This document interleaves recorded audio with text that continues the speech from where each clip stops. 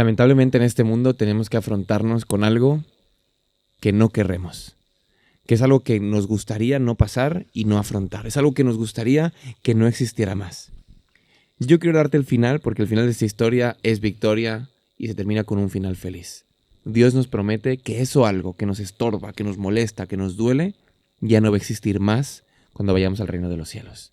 Pero lamentablemente, en nuestra realidad, en nuestro día a día, ahora tenemos que afrontarnos con esto. Creo que lo has adivinado. Eso es la muerte. Y la muerte es una situación incómoda para todos y cada uno de nosotros. Es una despedida amarga y es un adiós muy, muy, muy doloroso. Queremos hablar hoy de cómo afrontar el duelo, cómo podemos afrontar esa pérdida, pero no solamente en la muerte, sino también en el duelo, en muchas otras cosas que están cambiando. Una pérdida de trabajo, una pérdida de una pareja, muchas pérdidas que nosotros tenemos en nuestro alrededor y despedidas que nos vemos forzados a poder realizar. Y eso es importante que veamos cómo podemos afrontarlo y qué consejo nos da la palabra para afrontar el duelo en nuestra vida. Así que quédate con nosotros en este inverso. Recuerda que viene a través del Departamento de Jóvenes Adventistas de España y la editorial Sea Feliz. Que por supuesto, todo esto que estamos hablando es muy importante poder dialogarlo, compartirlo e intercambiar experiencias para poder aprender cada vez más. Y en este inverso tenemos un equipo increíble. Chicos, chicas, ¿cómo estáis? Muy bien. Hola. ¿Estáis bien? Yo estoy muy contento de estar con ustedes. Y me gustaría preguntaros, para empezar, sobre el duelo, pero más no tanto el duelo de una despedida, quizás por el fallecimiento de una persona, sino si recordáis algún duelo que os haya dolido, que haya sido doloroso, complicado, que habéis transitado por ahí, que puede ser un fallecimiento de una persona, puede ser un duelo por alguna otra pérdida de lo que sea. Si queréis compartirlo, si podéis, y sobre todo si lo habéis vivido en algún momento, porque puede ser que hayáis sido afortunados de no vivir ningún duelo fuerte. ¿Tenéis algo que... Os he dejado sin palabras, perdonadme. Pero si tenéis, y si no, avanzamos. A ver, Si yo me quieres acuerdo compartirlo. de mi etapa en el instituto. Dale. ¿Te acuerdas? Y te entra mucho la nostalgia porque aunque en ese momento era como mucho estrés, pereza a veces por tener que estudiar cosas que no te encajaban, te acuerdas con cariño y nostalgia, más que nada. Yo tengo un duelo que tardó mucho, porque yo estaba aquí en España ya. Yo soy de México, ¿vale? Y mi abuela, con la que yo me crié, falleció estando yo aquí. Entonces, claro, es muy difícil no ir al funeral, no verla, realmente, o sea, verla solamente por fotos y demás. Y terminas hasta un punto en como que no creértelo, ¿no? O sea, porque estás tan lejos y que dices, bueno, quizás puede ser una realidad o no, ¿no? Y este proceso fue un proceso largo de años. De hecho, terminé de desatascar este duelo en terapia después de mucho tiempo. Y yo me acuerdo que todo hizo un cierre final cuando por fin volví a México después de muchos años y vi que su casa ya la habían vendido. Ya no era la casa. O sea, durante muchísimo tiempo ya murió, pero claro, su casa, incluso en Google Maps, su casa era su casa y de hecho yo cuando la veía, de vez en cuando veía en Google Maps y la casa seguía estando igual. Actualiza Google Maps y ahora su casa, si la buscas, ya la han vendido, ya la han reformado y ya es otra casa. Es como, eso es el recuerdo más vívido que yo tenía de ella. Y cuando yo fui a México, yo me acuerdo que todavía veía la zona, veía la casa, el árbol, el naranjo que tenía justo afuera y demás. Entonces, cuando ya todo eso cambió, fue para mí un cierre muy bonito. Y además de que también mi terapeuta me recomendó tener algo de mi abuela, ¿no? Porque no tenía nada. Y me acuerdo que mi abuela era una persona con mucha fe y ella tenía un rosario, ¿vale? Entonces tenía muchos rosarios porque ella era católica. Y claro, yo cuando pedí que me trajeran algo de ella desde México, la última vez que fui, me dieron algo porque yo me acuerdo que mi papá siempre me decía, aunque nosotros hemos sido adventistas de pequeños, y me decía que yo siempre tenía que respetar su fe y acompañarle, estar con ella. Y al final me crié muchos años con ella porque mis papás trabajaban y todo esto y pasaba mucho tiempo a su lado. Me acuerdo que ya era muy mayor, la visitaba el sacerdote para hacer los rezos con ella y todo esto. Entonces siempre me sentaba a su lado y siempre estaba ahí, ¿no? Entonces ella tenía su tal y como tenía muchos rosarios, pues me daba uno a mí y yo tenía ahí el collarcito con la cruz y todo esto, ¿no? Entonces, claro, cuando me lo trajeron, para mí fue como muy importante, ¿no? Es decir, tengo algo de ella, ¿no? Y lo guardo con mucho cariño y finalmente después de este proceso, pues pude cerrarlo y gracias a Dios continuar con esto. Así que, pero bueno, fue un proceso que duró muchos años, muchísimos años y justamente yo creo que es lo que venimos a poder abordar hoy. ¿Alguno tiene alguna otra pérdida que quiera compartir? ¿Algún duelo que haya transitado o vivido? Si no, avanzamos, no os preocupéis. A ver, nosotras hace como 1 año y medio así también perdimos a nuestra abuela y fue, bueno, pues de la noche a la mañana, nada... No se esperaba, claro. No. Y fue muy duro. Y pensando en lo que tú estabas diciendo, en cuánto dura un proceso de duelo, ¿no? O cuándo realmente tú eres consciente de... Yo me acuerdo, el momento en sí es muy duro, pero realmente como que tu mente no es consciente de lo que está pasando. O sea, de que te falta una persona. Hasta que no lo vives en el tiempo, no te das cuenta de qué es lo que ha pasado realmente. Y algo, bueno, bastante heavy para mí fue el darme cuenta que, bueno, en su momento sufrí y con el paso de los días, las semanas y tal también, pero es que no sé cuántos meses después empecé a tener sueños muy duros en los que mi abuela me hacía, o sea, me obligaba a mirarla a la cara. Y yo no quería, porque me di cuenta que el sueño era como que algo en mí negaba su despedida, claro. Claro. Y bueno. Qué duro, qué duro. Pues justamente muchos de nosotros hemos tenido que afrontar esas despedidas duras, difíciles, complicadas. Y es bonito que la Biblia nos dé esperanza, ¿no? En medio de este dolor, en medio de esas despedidas tan complicadas. Y que justamente sean esto, ¿no? Una despedida y no una hasta siempre, ¿no? Sino una hasta luego. Y yo creo que eso es la esperanza más grande que tenemos como cristianos. Que nuestras despedidas tienen un punto y seguido, ¿no? O sea, que esta historia no está terminada. Que aún tenemos mucha historia por contar, que aún tenemos mucha historia por vivir y que aún tenemos un encuentro pendiente que hacer con los que se han ido y que, por supuesto, en otros duelos también tenemos la oportunidad de poder transitarlos, vivirlos y comenzar e ir hacia adelante. Vamos a comenzar con Interioriza, que justo lo tienes tú, Andrés. Espíritu Tesalonicenses 4, 13 al 15. Cuéntanos, por favor, Andrés, qué dice este texto y cómo lo has subrayado. Pues vamos a leerlo en primer lugar. Dice: tampoco queremos, hermanos, que ignoréis acerca de los que duermen, para que no os entristezcáis como los otros que no tienen esperanza.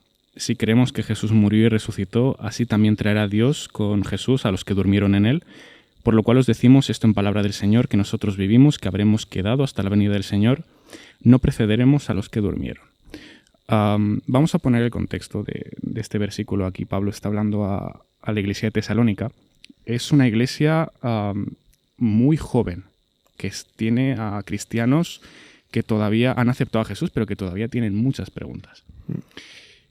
Pablo se queda ahí, funda el grupo de iglesias, se deja la iglesia de Tesalónica fundada ya, pero como la naturaleza de Pablo es nómada y quiere fundar diferentes grupos de iglesia, pues se va de ahí. Deja unos líderes y de vez en cuando vemos a Pablo enviar epístolas.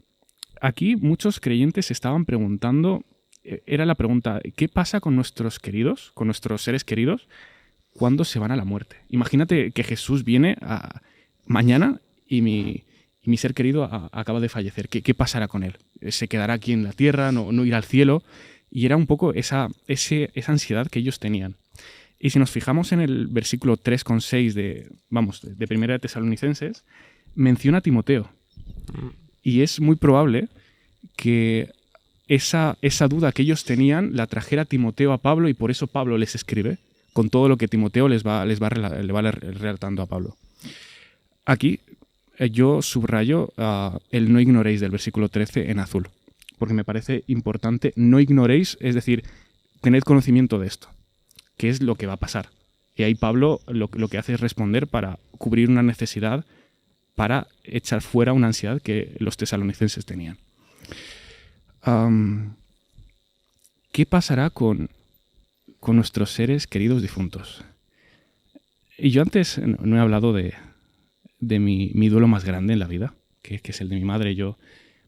La semana pasada se cumplieron 2 años. Uh-huh. Fuimos al cementerio a presentar nuestros respetos, a honrar la memoria de mi madre. Y yo la verdad que me acuerdo que 2 días después de su fallecimiento era sábado, creo, sí que era sábado, y tuvimos que enterrarla. Y yo necesité hacer un discurso de despedida. Yo necesité como plasmar todo el dolor que tenía en ese momento en 2 hojas que las leí. Y quería resaltar un detalle, comentároslo y confesároslo también. Yo lo hice en primera persona. Y yo sé que mi madre estaba descansando, que no tenía conciencia de ello y que ahora mismo no está en el cielo. Como muchas personas cristianas pueden creer, oye, una estrella ahí arriba que me está cuidando, no. Sin embargo, yo me doy cuenta de que en estos 2 años han pasado muchas cosas. Han pasado tantas cosas que tengo muchas ganas de que sea ya la segunda venida para poder contarle todo lo que ha sucedido en este tiempo de vida. Y yo no sé si en el cielo habrá reproductores de vida, si mi madre podrá ver todo lo que viví y el momento del discurso. Sin embargo, yo quiero que quede registrado en los libros del cielo para que ella sea consciente de esto cuando despierte. Uh-huh. Y por eso lo hice en primera persona. Pues es muy bonito poder hacerlo, ¿no? Y yo también me gustaría compartir algo en alusión de lo que estás comentando, que algo que me dolía mucho cuando mi abuela falleció es que yo era su nieto favorito. Estoy seguro de eso. Y no pasa nada por decirlo. No, pero al final teníamos un bonding, teníamos una relación muy, muy, muy, muy cercana y hablamos mucho y demás. Y a mí me dolió mucho que ella no me dijera nada, ¿no? O sea, como que no hubiera unas últimas palabras, ¿no? Estilo como la película, ¿no? Como que no me dijera Josías. Y un consejo, ¿no? Algo de lo que acogerme, ¿no? El discurso de Jacob. Algo así, ¿no? Como que dijera algo. Pero claro, también esto iba mucho con el carácter de cómo era mi abuela. Mi abuela era una persona mega abnegada, muy respetuosa, era una persona que siempre pensaba en los demás y todo ello, ¿no?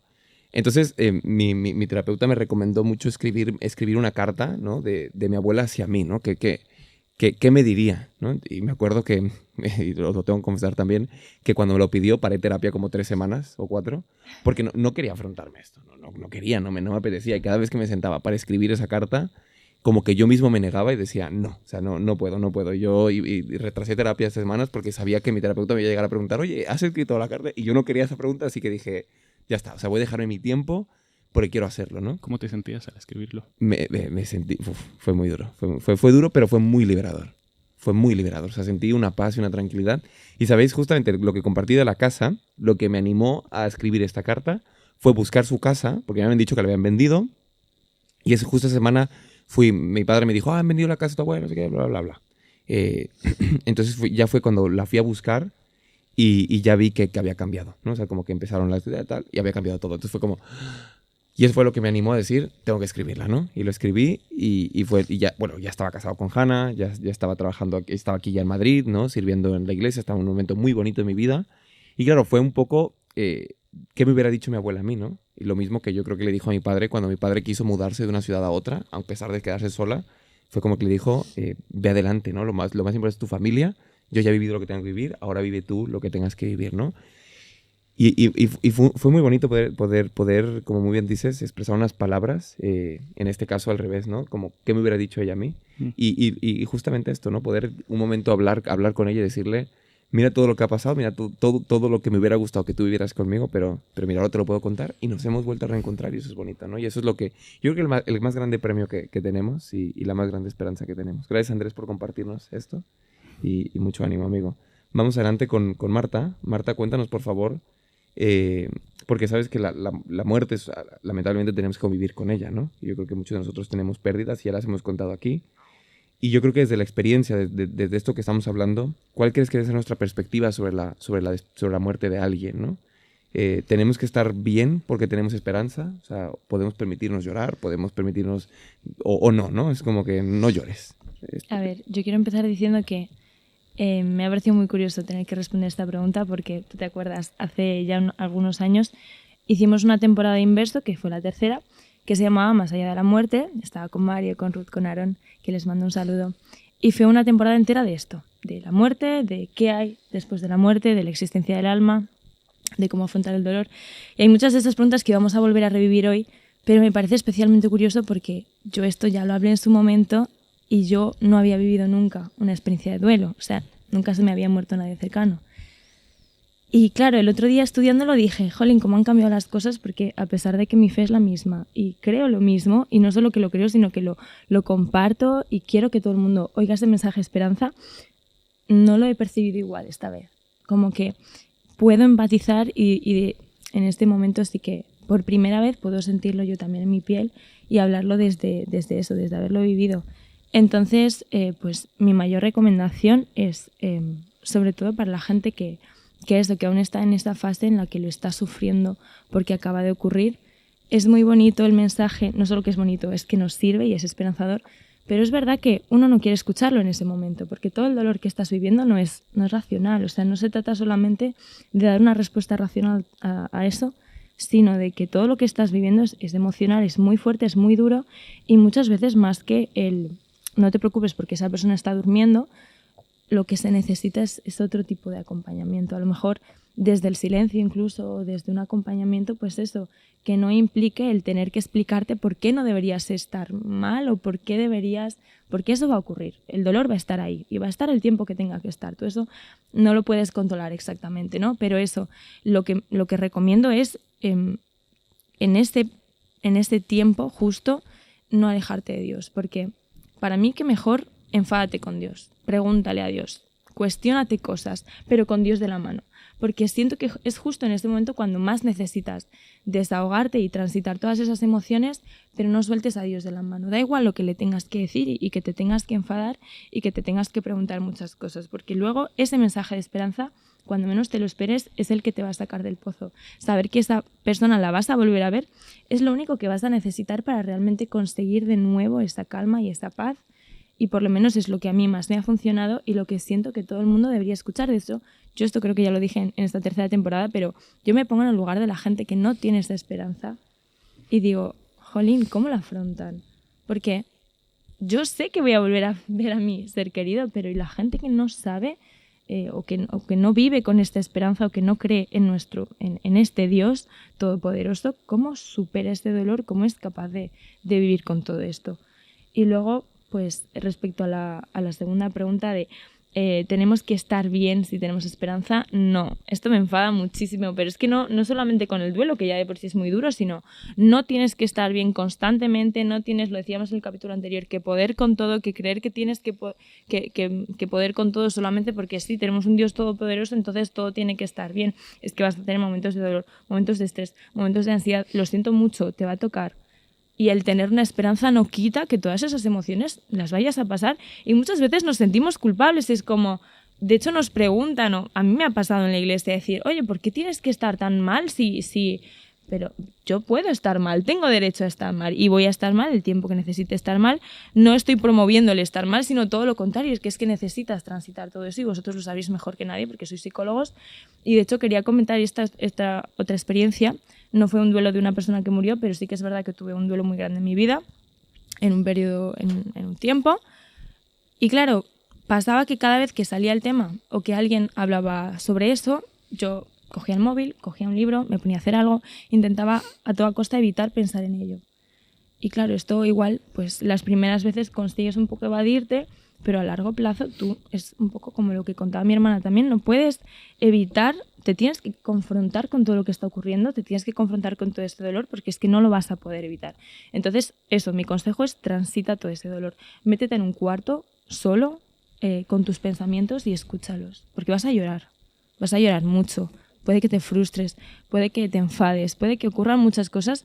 Invita a Dios a esa habitación, no lo hagas solo, pero tú, con tus pensamientos, con todo lo que estás pasando y con Dios, yo creo que eso es precisamente lo que necesitas para poder pasar por todo eso. Porque si tú te distraes, sobre todo en la sociedad moderna en la que cualquier persona que de repente siente cierto dolor o cierta angustia, lo primero que hace es coger el móvil o buscar una distracción, necesitas enfrentarte a eso, necesitas poder mirar a la cara a lo que has perdido o la situación en la que te encuentras y con Dios de la mano de ahí se sale y transitándolo se puede sanar y con el tiempo debido se puede sanar.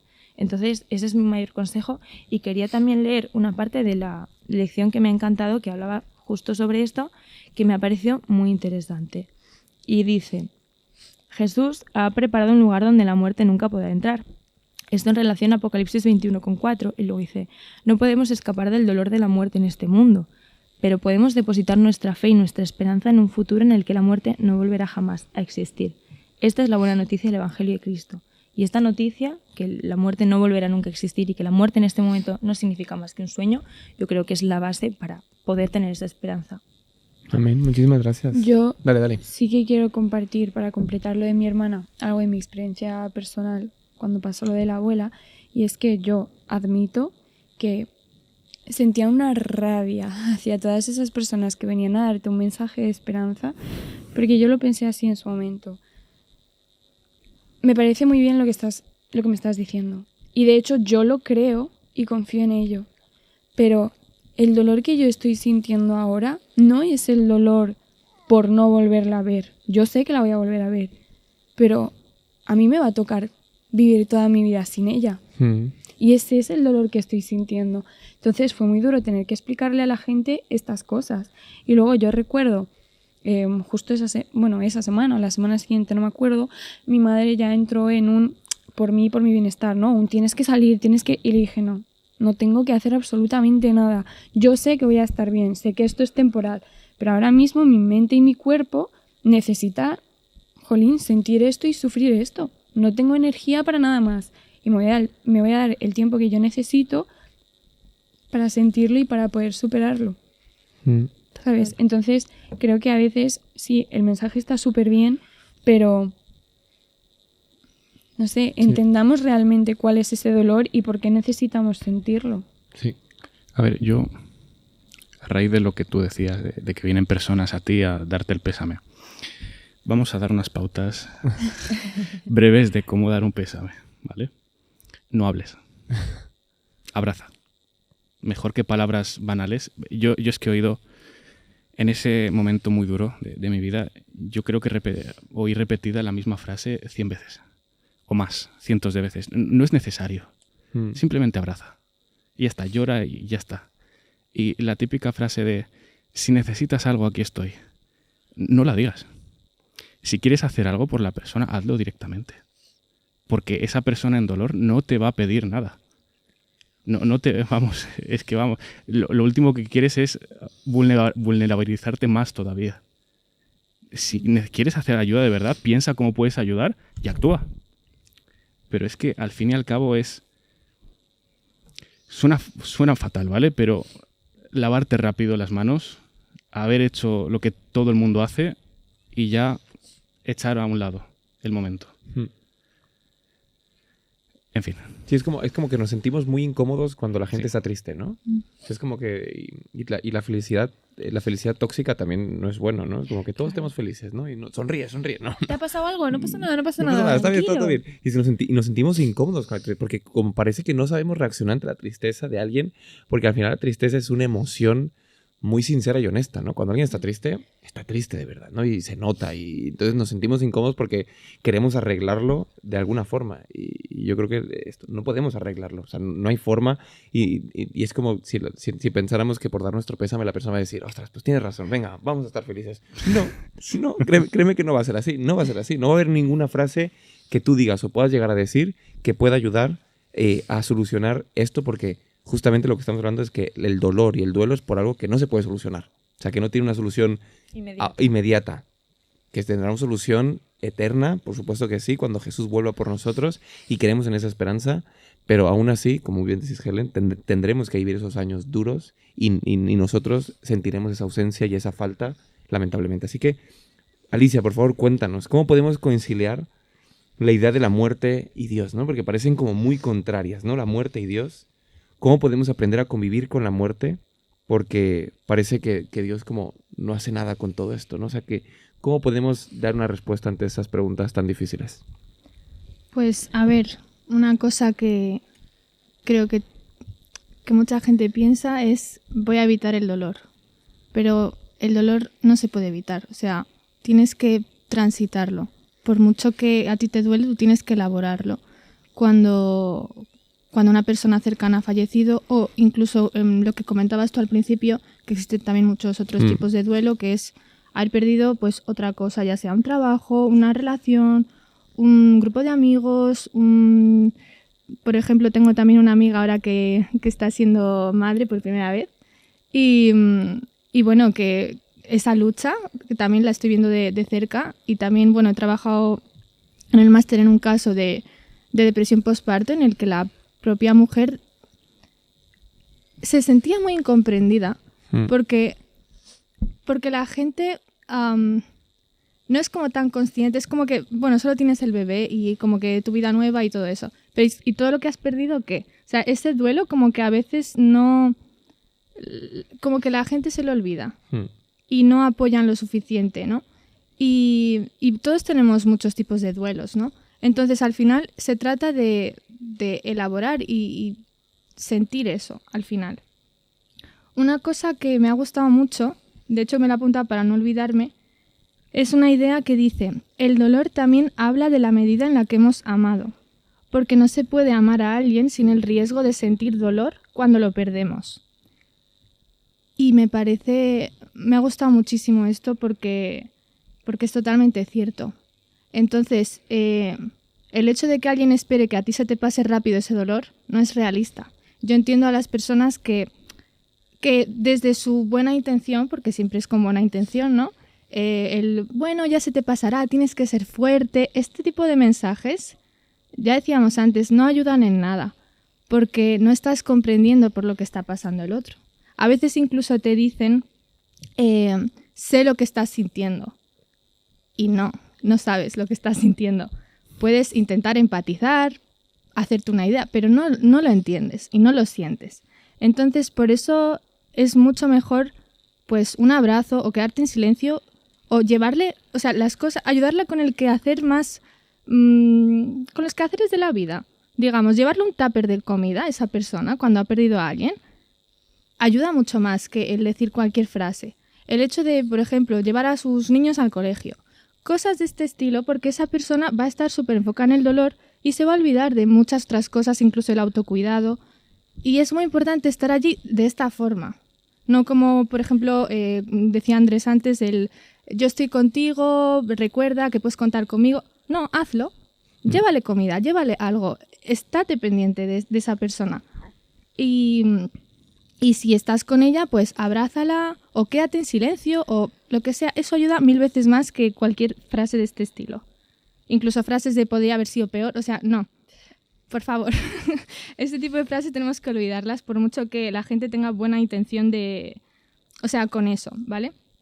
Y ya respondiendo a la pregunta, en la Biblia encontramos muchos casos de duelo. Y yo creo que el más principal y que a todos se nos viene a la cabeza es el de Job. Porque Job, pues es un hombre que el pobre ha pasado todos los duelos que se pueden vivir, o sea, se le muere toda su familia. Duelo traumático. Sí, desde luego. Porque hay duelos normales y hay duelos luego complejos, ¿no? Pero bueno, Job pierde toda su familia y encima pierde también su propia salud. O sea, ¿qué más puedes perder, no? Es como que todo lo que se puede perder en la vida, Job lo pierde. Y aún así, que sus propios amigos tampoco ayudan con su mensaje, tal. Yo creo que muchas veces somos los amigos de Job, ¿no? Sí, total. Preocupándonos, pero no haciendo bien preocupándonos, porque lo hacemos mal.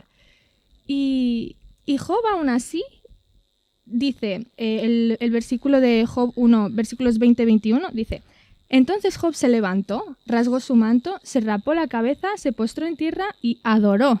O sea, dijo: desnudo salí del vientre de mi madre y desnudo volveré a ella. El Señor dio y el Señor quitó. Bendito sea el nombre del Señor. Yo creo que, a ver, es muy difícil llegar a ese tipo de conclusiones al principio, porque es muy normal y está bien, como dijo Marta, incluso tener tu momento de ira y de enfadarte a veces con Dios por no entenderlo. Y yo creo que Job, o sea, que al igual que Job, uno después de pasar por ese momento, tiene que tener el tiempo de poder, no sé cómo decirlo, poder reflexionar y llegar él solo a la idea y como poner... Hay una cosa muy importante también en la psicología que es encontrarle un lugar a esa persona, como darle un espacio. Para nosotros los creyentes es mucho más fácil darles espacio, pero es una cosa necesaria como para cerrar ese duelo, ¿no? Y él mismo llega a esta conclusión y de que Dios está allí y encima lo adora, ¿no? Por otro lado, vemos en el Nuevo Testamento que yo creo que siempre nuestro ejemplo a seguir, que es Jesús, Jesús que nos enseña en la muerte de Lázaro, por ejemplo, que era su amigo y que lo quería mucho. Pues Jesús lloró. Allí encontramos el texto de la Biblia que Jesús lloró. Y por eso no nos tenemos que sentir mal por llorar, porque a veces incluso el mensaje es de ¡ay, no llores! No, es que no está bien dicho. Llora. Exactamente, llora porque es tu momento de llorar, es tu momento de enfadarte, es tu momento de transitarlo como a ti te venga. Luego tienes que aceptarlo, como hacer un trabajo con eso, ¿no? Pero esas primeras reacciones tú no puedes negarlas. Y por eso también quería recordar un poquito las fases o etapas del duelo, que bueno, que la Asociación Americana de Psicología dice que tampoco hay que anticipar que todos van a pasar por estas fases del duelo de manera progresiva, porque a veces puedes saltar de una a otra, no siempre es como tal cual se dice, pero para que las conozcamos un poco y nos familiaricemos con ellas. En primer lugar tendríamos la negación, que funciona como defensa, porque al principio muchas veces puede ocurrir de no querer enfrentarte a eso o incluso hacer como que no ha pasado. Hay personas que los primeros días reaccionan como si esa persona siguiera en vida, a lo mejor. Hay otra etapa que es la ira, y esta ira a veces se puede enfocar contra sí mismo, contra la persona que ha muerto, contra el sistema o contra Dios. Y bueno, pues eso, es como una etapa. A veces, incluso yo, por ejemplo, en la negación, otro ejemplo que se me acaba de ocurrir ahora, desde mi experiencia, yo antes no he dicho nada porque esto me ha pasado desde hace mucho tiempo, entonces no era como algo tan reciente. Pero yo estaba pensando en todo este tiempo en la muerte de mi abuelo, que fue en 2014, o sea, ha pasado tiempo, pero yo al principio, bueno, comenté en el capítulo de la ira sobre esto de emociones agradables y desagradables que la gente dice a veces negativas. Yo era una persona que siempre he tenido la tendencia de reprimir estas emociones de tristeza, de enfado, y he aprendido hace pocos años relativamente a trabajar esto y a mostrarlo. Y claro, yo en 2014 pues todavía como que no era la persona que lloraba en público, era como me guardaba todo, muy cerrada, muy cerrada. Y recuerdo que en ese momento, o sea, mis padres lloraban, mi hermano lloraba, yo estaba como que parecía la fuerte, que no es fuerte para nada, simplemente no quería, o sea, me estaba evadiendo. Y me di cuenta de esto, fui muy consciente de esto cuando años después estuve en una iglesia porque tenía que cantar y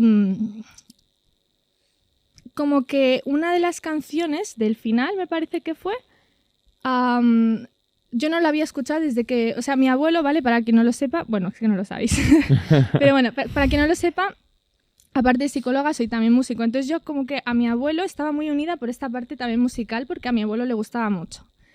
Y yo recuerdo, o sea, no teníamos una relación como tan cercana, porque le veía pues una vez al año, pero sí que es verdad que en esto de la música me sentía como súper unida a él.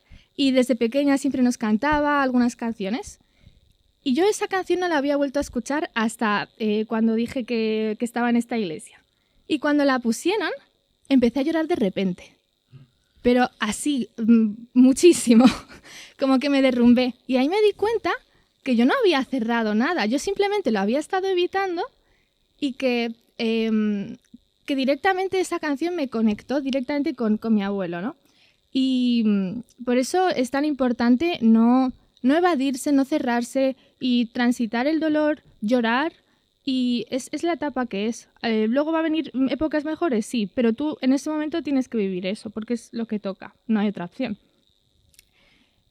Otra etapa es la tristeza también. La persona puede entender la muerte como algo inevitable. A veces, si no se aborda bien eso, puede acabar en depresión. Bueno, aquí hay muchas cosas, muchos apuntes hay y todo debate, eso. hay debate. Sí, por eso. No vamos a entrar en eso, simplemente eso, que puedes sentir mucha tristeza. Y como último paso, la aceptación, que supone esa resolución del duelo, que es superar al final, es aprender a vivir sin esa persona y sin que te afecte tanto en tu día a día. pero tú no vas a olvidar eso, es decir, te va a seguir doliendo, pero puedes vivir tu día a día como más calmado y más en paz, habiendo colocado bien a esa persona en tu vida. Y ya por último, pues quería... tenía aquí apuntado que en verdad es el versículo que dijo Andrés en el Interioriza, pero que nosotros tenemos esta esperanza gracias a que Jesús murió y resucitó. Yo creo que ese es el punto clave de nosotros como cristianos para la hora de entender la muerte, porque la resurrección de Jesús es como la piedra angular de todo esto, asegurando que nosotros los creyentes, asegurándonos a nosotros en verdad que la muerte no es el final y que hay algo más, y que los que están descansando están durmiendo y que algún día despertarán. Y yo creo que eso es al final lo que nos consuela a todos después de pasar por todo esto. Y creo que es todo lo que quería decir. Pues muchísimas gracias, ha sido muy bonito. Gracias por compartirlo, Alicia, de todo corazón, y esperemos que eso sea útil y sobre todo también práctico para las personas que nos escuchan y que puedan estar atravesando algo parecido, o que quizás, como muchos de nosotros, que lo atravesamos, que lo bloqueamos y que lo dejamos para más adelante, ¿no? Y ojalá que si hay algún duelo quizás que tenemos que no está bien solucionado, bien cerrado, que podamos también poder transitarlo para poder cerrar este duelo, porque sobre todo nos puede capar, nos puede limitar nuestra forma de seguir relacionándonos y seguir viviendo, ¿no? O incluso dejando de hacer ciertas cosas, ¿no? Con duelos que quizás personas que guardan habitaciones completas, cerradas, donde nadie puede entrar, porque es donde estaba esta persona, y no toquemos nada de esta persona y no hablemos de esta persona, porque al final llega a afectar tanto, y quizás son ciertas señales que nos dicen, oye, quizás este duelo no está bien solucionado, no es un duelo que quizás nos ha dado problemitas. Dale. Yo también quería hacer una puntualización, porque estamos hablando de un duelo normal y estamos dando por sentado de que se va a dar al fin y al cabo. Pero a raíz de la pandemia, esto lo digo como actualización, en los últimos años se ha dado una actualización del DSM-5, de alguna manera del sistema de evaluación, de diagnóstico de América, donde se incorpora un nuevo diagnóstico que se denomina duelo complejo persistente. Es decir, nosotros al enfrentar el fallecimiento de un ser querido pasamos a un duelo normal, entre comillas, pasamos a esa fase de que tenemos que enfrentar la separación. Pero si se dan algunos factores y eso persiste, pasamos a un duelo patológico en el que sí que necesitaríamos ayuda profesional. Y ahí quería mencionar algunos criterios para que nuestros amigos tuvieran esta información en el caso de que tengan que ayudar a alguien o se tengan que ayudar a sí mismos buscando ayuda. Por una parte, tenemos solamente dos: tiempo e intensidad. El tiempo es verdad que hay más debate. Por ejemplo, aquí el sistema diagnóstico de Europa es la CIE 11. Estaríamos hablando creo que de un tiempo mayor, ¿vale? No estoy seguro de quién tiene qué tiempo, pero el duelo normal, entre comillas, estaríamos hablando de 6 a 12 meses. Si esto pasa a más, y no es un duelo solamente de alguien fallecido, puede ser un duelo amoroso, un duelo migratorio, algo que te tenga que hacer adaptar a una separación. Si nosotros enfrentamos y no nos acostumbramos a la muerte y eso nos afecta en nuestro día a día, más allá de esos meses, nos tiene que dar signos de interrogación. Oye, ¿qué pasa aquí? Y además de esto, la intensidad. Hablábamos de llorar. Llorar es fundamental, poder sentir, poder procesar esas emociones. Sin embargo, hay una cosa que se llama ventana de tolerancia. Tú no puedes llegar de ese llanto, llegar a la desesperación. Y tampoco puedes dejar de llorar y pasar a una evitación constante. Tienes que estar en unos parámetros que, si te ves con necesidad de que un profesional te mire, te evalúe esos parámetros, tienes que pedir ayuda. Porque tanto en la habitación como en la desesperación no se procesa adecuadamente el duelo. Y vamos, en relación al tratamiento, voy a leer una cita textual.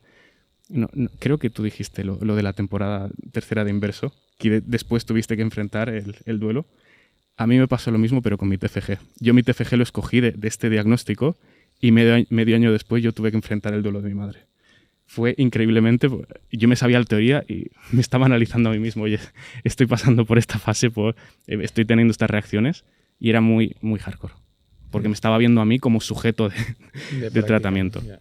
Y ahí encontré esta cita que es en relación al tratamiento, como os digo. Dice, el objetivo de la intervención no es olvidar al ser querido muerto, sino recolocar al fallecido en el espacio psicológico-biológico del superviviente, que es lo que, un poco enganchándolo con lo de Alicia. Y la segunda parte dice, es decir, se trata de recordar al ser querido sin que este recuerdo bloquee el compromiso del superviviente con la vida.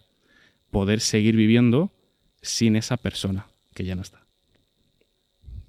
Pues muchísimas gracias, Andrés. Ha sido una cita, yo creo que se puede guardar como tweet incluso, ¿eh? Es un parapazo, ¿eh? Es muy buena cita el tema de aprender a vivir sin esa persona y sobre todo yo creo que eso es lo que muchos de los que nos ven y muchos de nosotros con el tiempo hemos aprendido a conciliar que esa persona no está a un lado, pero sin duda alguna quedan muchos aprendizajes, queda el cariño, queda la añoranza, quedan muchas cosas y rasgos de lo que fue esa persona en nosotros y nuestra identidad, de cómo nos ha formado, cómo nos ha acompañado. Y yo creo que es lo que tenemos que hacer, ¿no? A mí me encantaba pensar en la idea de cómo le gustaría ahora o sea, qué es lo que le gustaría que yo fuera con mi abuela, ¿no? O sea, qué es lo que me diría a mí, ¿no? O sea, en esta carta me diría, sé feliz, tía, sé feliz, o sea, disfruta la vida, disfrútala a tope. Aunque no puedo estar contigo, ¿no? Porque al final yo cuando vine a España, pues obviamente la veía cada 2 años, cada 3 años, algo así. Y yo sé que ella me diría a tope, ¿no? O sea, como que, va, es como que no te rindas, sigue soñando, sigue luchando y no te preocupes que te toca vivir a ti, que yo he vivido, ¿no? Y yo creo que eso es lo que nos puede ayudar mucho, ¿no? Y también puede ayudarnos ver cómo Jesús afrontó la muerte. Y me gustaría, Helen, que nos ayudaras a ver cómo Jesús afronta la muerte, si él tuvo que experimentar la muerte y qué nos enseña Jesús de todo esto y su experiencia con la muerte. Pues, bueno, como ya hemos mencionado, Jesús sí que experimentó la muerte, de hecho la muerte de un amigo suyo, Lázaro, y es muy curioso porque en Juan 11,23 Jesús dice, tu hermano resucitará. Marta le dijo, yo sé que resucitará en la resurrección, en el día postrero. Le dijo Jesús, yo soy la resurrección y la vida. El que cree en mí, aunque esté muerto, vivirá. Y todo aquel que vive y cree en mí no morirá eternamente. ¿Crees esto? Le dijo, sí, Señor, yo he creído que tú eres el Cristo, el Hijo de Dios, que has venido al mundo. Un mensaje de esperanza. Pero Juan 11,33 dice, Jesús entonces, al verla llorando, y a los judíos que la acompañaban, también llorando, se estremeció en espíritu y se conmovió. Y dijo, ¿dónde le pusisteis? Le dijeron, Señor, ven y ve. Jesús lloró. Dijeron entonces los judíos, mirad cómo le amaba. Y algunos de ellos dijeron, ¿no podía este que abrió los ojos al ciego haber hecho también que Lázaro no muriera? Jesús lloró ante la tristeza y el dolor, aunque tuviese esperanza, aunque él mismo fuese la esperanza. Se permitió llorar, se permitió sentir el dolor. Y me parece súper impactante. Daos cuenta de que en esa época además predominaba la imagen y el orgullo masculino. Que un hombre de 30 años llorase como un niño delante de tanta gente, yo creo que debió de ser súper chocante para muchos de ellos. Y creo que no somos conscientes de la lección que Jesús estaba dando en ese momento. Jesús estaba derribando cualquier barrera social, toda norma que limitaba a la gente, que limitaba su expresión, la expresión de sus emociones. Les estaba enseñando a liberarse. Mostró su humanidad, su compasión, sintió con los demás y además se dejó afectar por las lágrimas que vio en los que quería. Se conmovió. A mí esto me parece, no sé, alucinante, porque hoy en día está muy de moda el no dejes que nada ni nadie te afecte, ¿no? Que nada te afecte, que como yo soy una piedra como si fuéramos de hierro. Pero es que esto no funciona así. Jesús mismo se dejó afectar por las emociones de los demás, sintió con ellos.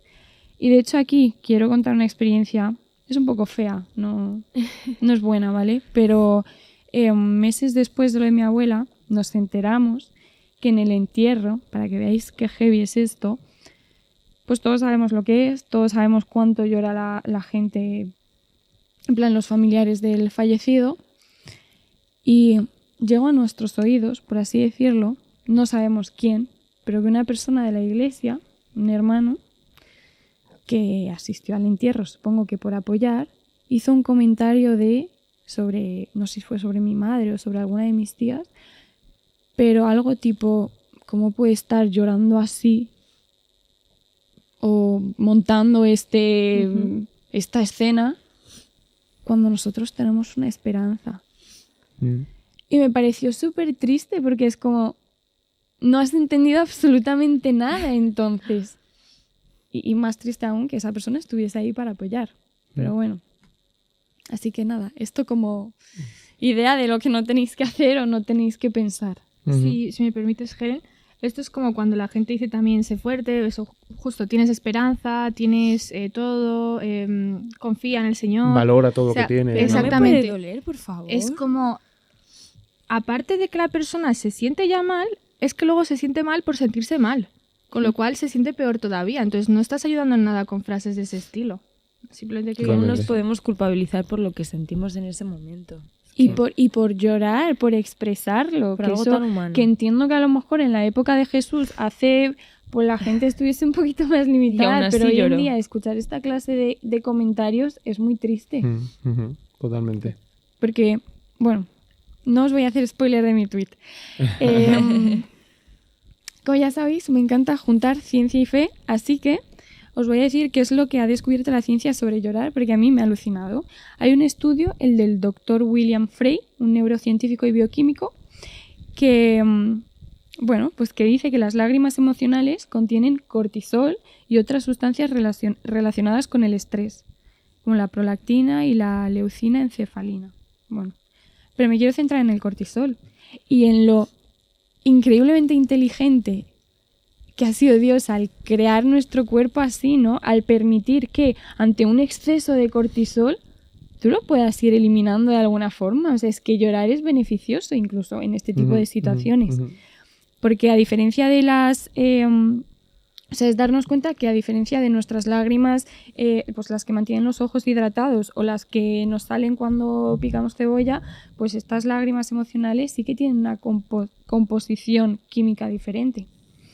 Y además también se ha observado que llorar puede estimular la liberación de endorfinas, lo que puede llegar a generar una sensación de calma y bienestar después del llanto. Y luego pues también quiero mencionar que no tenemos que olvidar que el llanto al final como que fomenta y despierta en nosotros ese apoyo social, esa empatía, esa, pues no sé, cada vez pienso más que Jesús sabe muy bien porque nos ha metido este mecanismo en nosotros mismos, ¿no? Ya no solo para nosotros mismos, sino lo que hablábamos del apoyo emocional y social. Y bueno, pues iba un poquito en la misma línea lo que iba a decir ahora con lo que ha dicho Andrés, que sí, llorar puede ser liberador, pero sí que es cierto que no siempre tiene efectos positivos, ¿no? Que al final si alguien llora en un entorno en donde no se siente seguro o si al final el llanto es excesivo y persistente, pues evidentemente va a aumentar el malestar en vez del alivio. Tampoco quiero aquí promover, o sea, sí, llorad, pero... Sí. Como todo, ¿no?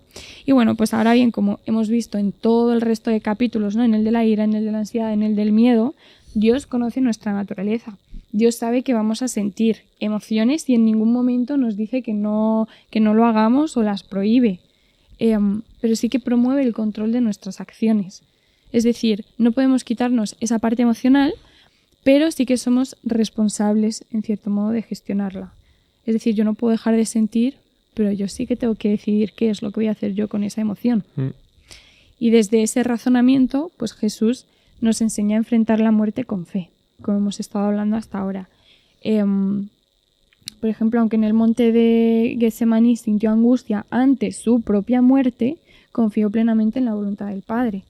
Y en la cruz sus palabras fueron: Padre, en tus manos encomiendo mi espíritu.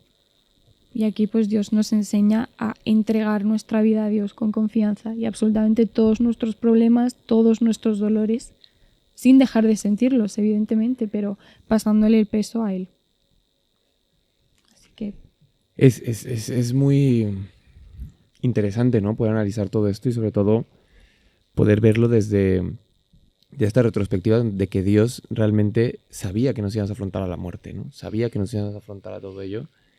Y al final la Biblia nos da apoyo emocional para esto, ¿no? A mí hay un texto que me encanta que dice llorar con los que lloran y reír con los que ríen, ¿no? Es como tratar de apoyar a las personas en la situación en la que están, ¿no? No tratéis de que el que llore forzarlo a reír y el que ríe forzarlo a llorar. No, es como tratar de empatizar, de ser cercano, y yo creo que eso es lo que tenemos que hacer. Y a mí me encantaría poder culminar esta etapa que muchos de nosotros podemos experimentar duelos, pero a muchos nos puede complicar el proceso de duelo, y también podemos buscar en la compañía de un profesional de la salud, un psicólogo, un terapeuta que nos pueda ayudar a poder afrontar todo ello, ¿no? Poder afrontar esa circunstancia tan dolorosa, incluso también una ayuda espiritual, una ayuda de algún amigo, alguien cercano, algún familiar que nos pueda ayudar a sobrellevar la carga tan fuerte de esa despedida. Es válido y sobre todo es valiente también reconocer que estamos pasando por un momento difícil, complicado, y eso nos puede ayudar a transitarlo de mejor forma y darnos nuestro tiempo, ¿no? Darnos nuestro tiempo, porque finalmente ese tiempo dará un buen resultado de poder transformar ese dolor en una añoranza, ¿no? En algo que lo recordamos, que incluso pasan los años y podemos seguir llorando por esto, ¿no? De vez en cuando escuchamos una canción, escuchamos algo, pero ya es una despedida que no nos impide vivir, sino que al contrario, nos da herramientas para seguir viviendo con todo lo que hemos aprendido. Así que muchas gracias porque ha sido un capítulo muy personal de todos vosotros. Les tengo que agradecer por ser vulnerables, por compartirme y compartir con los que nos escuchan, los que nos ven, vuestros duelos, vuestras circunstancias que habéis vivido, y yo creo que puede ser muy sanador para todos los que nos ven. Así que si gusta, vamos a culminar, a concluir con nuestros tweets, ¿vale? Así que Helen, por favor, compártenos el tuyo, que tenemos mucha curiosidad, que dijiste que estaba muy top. Vale, el mío dice así: si Jesús sintió tanto, ¿por qué quieres tú sentir menos? Es que es increíble, ¿eh? Eso es para un post, ¿eh? Es para un post en Instagram este, ¿eh? Para una taza. Para una taza. Pero reflexionemos, no solo en la taza, Sí, por no, favor. buenísimo. Muy bueno, muy buen tweet. Muchas gracias. ¿Alguien más quiere compartir el suyo? Sigo yo. Dale, Marta. La mía dice: la mala noticia es que tienes que atravesar el dolor. La buena noticia es que puedes atravesar el dolor. Qué guay. Muy bueno, ¿eh? Muy bueno. Amiga, por favor. Yo tengo: el duelo no tiene atajos ni tiempos fijos. Sea amable con quien sufre, porque su dolor es tan real como el amor que tuvo por aquello que perdió. Ay, qué bonito, ¿eh? Muy bonito, ¿eh? Cuando escribas un libro tienes que ponerlo. La dedicatoria. Andrés. El mío va un poco en la línea de una sociedad que no es consciente de la muerte. Y dice así: ser conscientes de nuestro final nos hace abrazar con más fuerza y desear algo mejor. Ay, qué chuli. Totalmente. El mío es: no es un hasta siempre, sino un hasta luego. El final de esta historia es feliz. Pues Me encanta. muchísimas gracias por habernos acompañado. Esperamos que estés bien, que la circunstancia en la que te encuentres, donde quiera que estés, si estás atravesando un proceso de duelo, te deseamos que puedas transitar de la mejor forma posible, y sobre todo que puedas buscar la compañía de Dios en estos momentos, como muy bien dijo Marta, ¿no? Da igual que estés enfadado, da igual que pases por lo que pases, pero mejor bien sujeto de la mano de Dios.